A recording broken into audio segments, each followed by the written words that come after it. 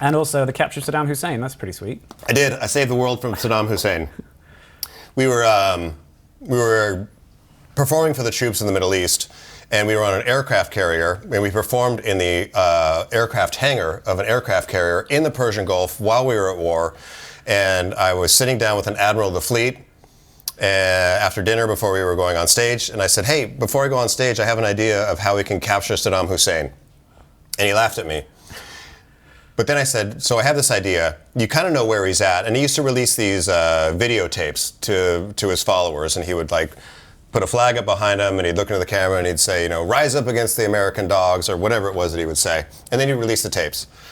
And I said, okay, if you have an idea where you think he might be, why don't you fly drones or aircraft in grid patterns, blasting as loud as you can, time code, above the range of human hearing, but within the dynamic range that will get captured on a video cassette. And then when he releases his videos, you can take the audio portion and extract the time code and triangulate where he might be. And the admiral kind of looks at me like, the hell?